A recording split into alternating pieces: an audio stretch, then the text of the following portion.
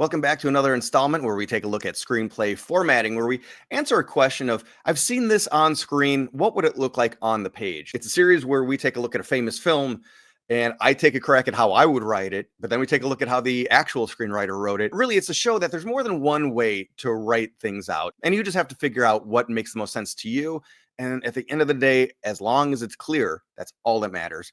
And today we're going to talk about writing a montage. Now, I want to talk about montages just in general, especially if you are thinking about making the film yourself that you're writing, because I do want to stress that it takes a long time to actually shoot a montage. What might be just a couple of quick lines on a page, those are different shot setups. They might be in different locations. They might be things that you piece together as you try to fit it in as you're putting the rest of your production together. But bear in mind, shooting a montage, there a lot of production work goes into what might be a small amount of page space and also screen time. So let's make sure those montages are worth it. There's definitely lots of positive uses of montage. So I don't want to say that you shouldn't be doing it. You should be doing it if it fits for your screenplay.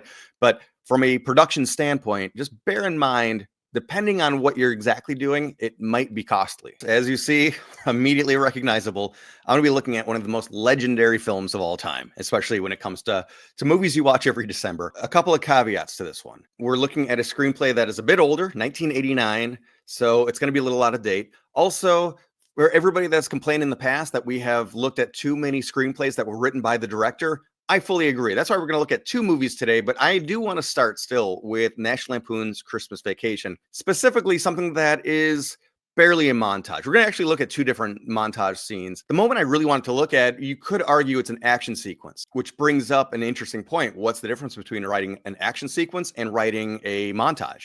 We're going to take a look at it. We're going to see how John Hughes did it. And the moment I'm actually talking about is towards the end of the movie. Spoiler alert for anybody that's worried about me spoiling a 30-plus-year-old movie coming up on 40. It's the scene where the SWAT team arrives, and there's just this barrage of shots of all of the different law enforcement personnel just storming into the house, trashing Christmas. I don't know if anybody else would do it this way, but I do want to call it out a little bit differently. So I'm going to use the rarely used transition tab. So you see there, double entering, hitting T for transition, which we don't use very much. Usually you just cut to black at the end of a movie and you might not see any other ones. But I think a dissolve makes sense if you're talking about going into a montage of, I don't know, very romantically put together, making food, anything that's warmly shot. But even this, any kind of a montage, I'm going to say cut to montage, or actually more often I've seen this. Start montage. And so I worked on the TV show Flight 29 Down for 3 years, all 3 seasons of one of the best jobs I've ever had in my life. And there were a handful of montages in that film or in that series. And I believe this is how it was done from memory. So after you put in a transition, and again, this is just how I do it. Let's take a look at the scene.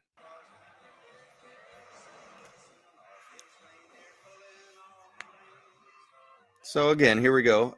Just a number of shots, cars arriving. We get the cops view, like the TV show Cops, the handheld shaky camera rushing towards the house. Cutting back inside as the family is celebrating.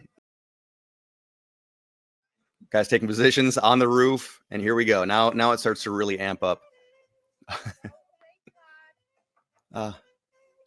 These poor neighbors.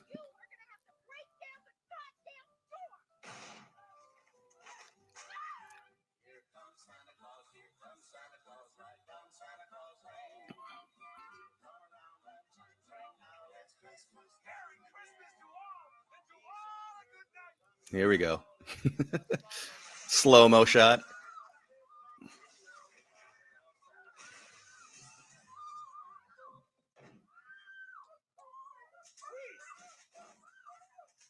Okay, and that's where we're going to end it, because then the scene continues from here. So I will start with just saying Griswold.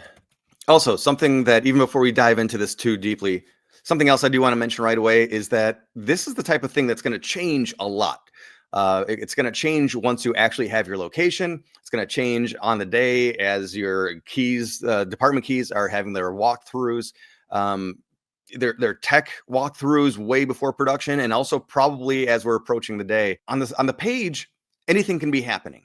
But once you have an actual physical location, now you see what makes sense and what doesn't. So don't worry. I would say don't worry about being too specific, because there's going to be so much that changes. Also, you don't want to overly direct on the page. And then I would just go through like this. All right, so here's what I came up with. Police cars speed towards the Griswold house on icy streets. Police cars parking on the lawn and around the house. Police take strategic positions around the house, behind the trees, on the roof, and even within the neighbor's home. Inside, the family celebrates, hugs and smiles all around, unaware of the commotion outside. And then finally, police storm through the front door as SWAT members crash through the windows, swinging from ropes off the roof. And now, obviously, what do I have? 5 things here, 5 beats, essentially. And I'm not overly directing how often we're cutting inside and outside. And there's way more shots than what I called out. But the essence of what's going on is captured in this moment. Because again, a lot of it's going to be figured out on the day or in pre-production leading up to it. Also, I didn't call out this location. I just said interior, exterior, Griswold house. So I don't mention that we're inside here. But I do try to at least cover that in this beat where I talk about that they take position within the neighbor's home. And then, of course, I ended off with the end montage transition there, which would just make sure that we know that we're coming back inside Griswold house living room, and that's where we continue our story. Great freeze frame again right there. Another reason I like doing it like this with the transition of the start montage, end montage, is that just buffers in a little extra white space. As we always talk about, we try to not make our screenplay pages too full of text, too blocky and boxy.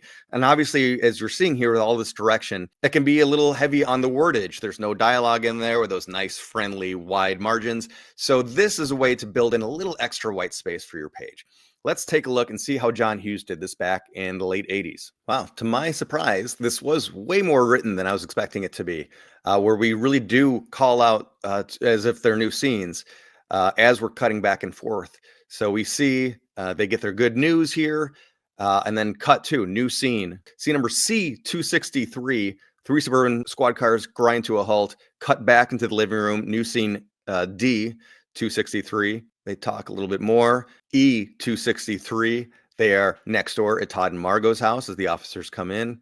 And then we get Clark saying, "Merry Christmas to all, have a good night," which we do see that in the film. But between then, we see a lot more of the police coming in and taking position. And again, this is the director writing it. So we are getting some camera moves here. This is the shooting script angle. And we were talking about the music coming up, camera pulling back from Clark out the window, lawn of 24 police officers on the lawn, jammed street full of vehicles and cops. And then there's a difference here.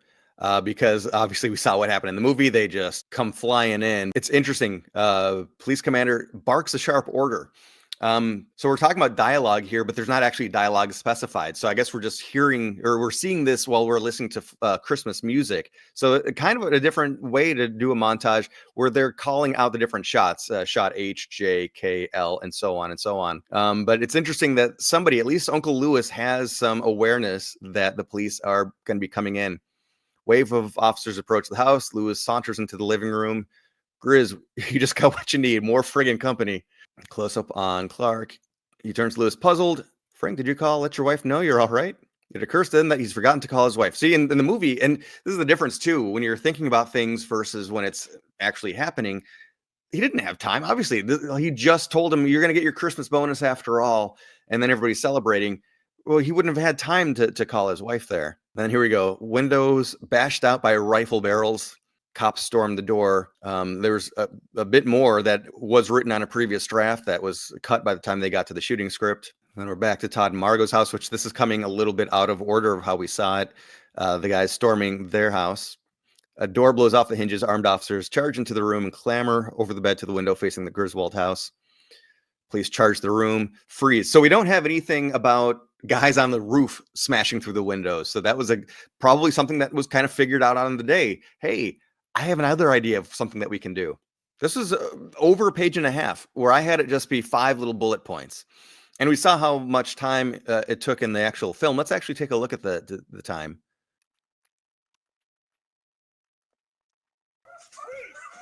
Boom. So I took it from the first time we see the police cars to freeze, which to me ends the montage. and it ends up being about 1 minute 20 seconds, or roughly a page and a third, which is actually how it works out timing wise. When you look at the script pages, it's a little over a page, maybe it's a page and a half. Kind of impressed. Mr. Hughes was able to get that timing just right. He knew his pacing in the screenplay and how he would make that work on the day shooting. So another one I just want to take a really quick look at. I'm not going to spend as much time on it. I'm not going to write it up, but there's another, what I would consider a montage, which is when Clark gets left home alone. The family goes out shopping and he is sitting up in the attic watching old family movies.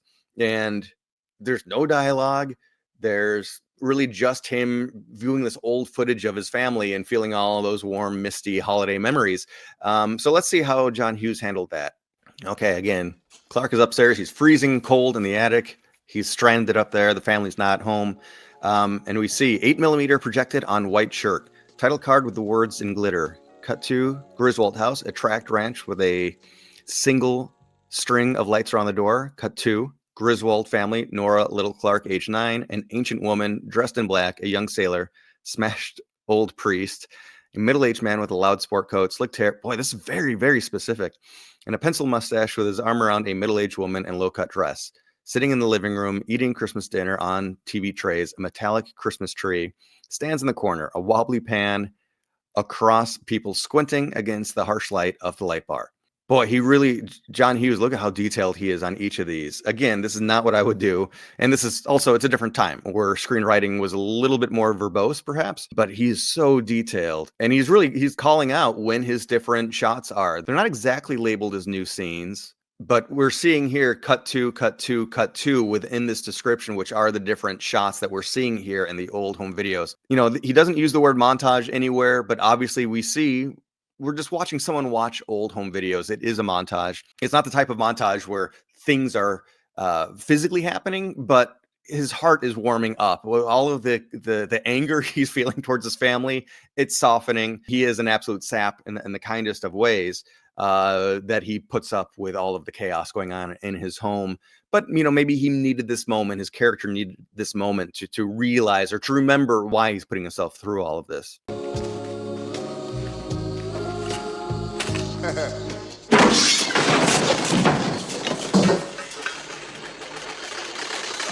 And I love describing his fall that just happened there. Clark, the chair, the box of memories, and the projector fall out of frame. Off screen, Clark and his memories crash to the floor. His memories crash to the floor. I love that. All right, now let's take a look at a much more contemporary film that was not written by the director. So the modern classic Elf, we all know Jon Favreau, from Swingers fame on to major action films, was the director of this. But for the International Screenwriters Association, let's give a shout out to David Berenbaum, who wrote this film, and he wrote a couple of other notable ones. The 2003's The Haunted Mansion, Spiderwick Chronicles, and I do have to be honest with you, I've never seen, or maybe vaguely remember there being a movie called Zoom starring Tim Allen. Definitely didn't see that one, but certainly Elf was his shining achievement, at least so far. And that was also his first produced feature film. So the scene I wanted to take a look at, the montage, the sequence I wanted to take a look at is Buddy the Elf coming in and decorating, making this huge, amazing spectacle of a winter wonderland for the anticipated arrival of Santa, as we see him staying behind after the mall closes and cleaning up and dressing up as much as he possibly can. And of course, with superhuman prowess.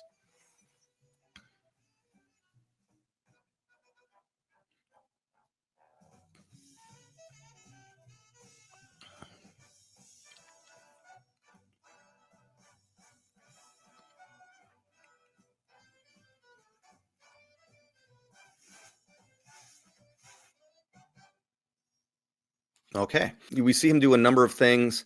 And I don't know, do I even really need to type it all out? I would do the exact same thing. This is my style. I would start montage, interior, gimbals, department store night.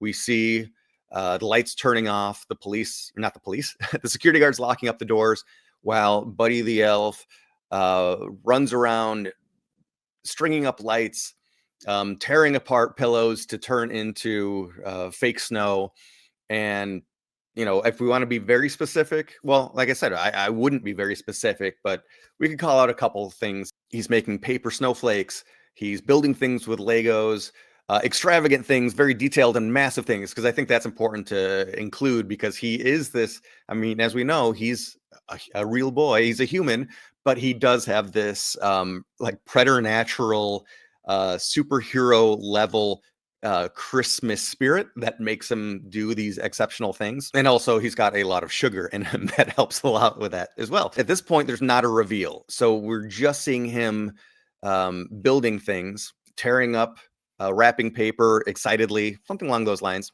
Really not a lot specific because the payoff is in the reveal later on. So let's just take a quick look. So, and this, by the way, is right after he and Jovi, Zoe Deschanel, meet. So with that, Jovi walks off, but he looks around as the half-baked Santa land empties out. It's interesting that they kind of call out the fact that the place isn't decorated enough, I guess, on anybody's standards. But I don't feel like I got that in the film, that it doesn't look very impressive beforehand. Series of quick cuts. So that's another way to say montage. A series of quick cuts. And by the way, when you're finding Screenplay online, this does seem to be the actual Screenplay. I found this located at a number of different sites, but I don't feel like the formatting is right, obviously, at all. As we're seeing, there's no spacing between an action line and a dialogue. So it's unfortunate that we can't really see how this looked, but it's somebody's scan of the original script, of the actual script.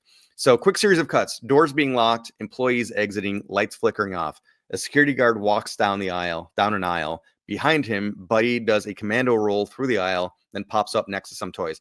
Don't really know why you would, all caps, a security guard walks down the aisle, unless maybe that's kind of delineating a difference of location, because doors being locked, employees exiting, lights flickering off, those could be throughout the mall at a whole bunch of different locations.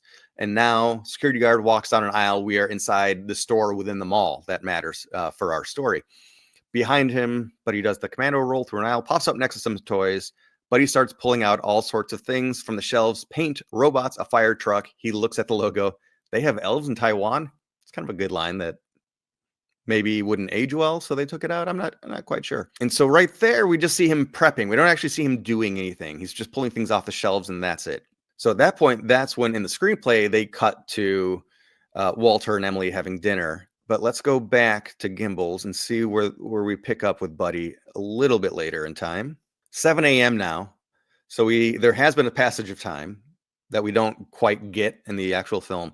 But he is finishing with his decorating. We pull out wide. No Santa has ever looked. By the way, that's a camera move that you usually wouldn't want to do, and it's kind of unusual. I mean, maybe this is the shooting script, clearly. No Santa land has ever looked more beautiful. The most expensive merchandise has been used as bricks and mortar. That's kind of funny. It's hard to really, I mean, we see him ripping up pillows, but it's hard to make that clear. That needs its own couple of shots, like close-up shots, to show that something expensive was used for something that gets kind of lost in the grandness of everything else. That's a tough one to make come true. A huge glitter sign says, "Welcome Santa, love Buddy."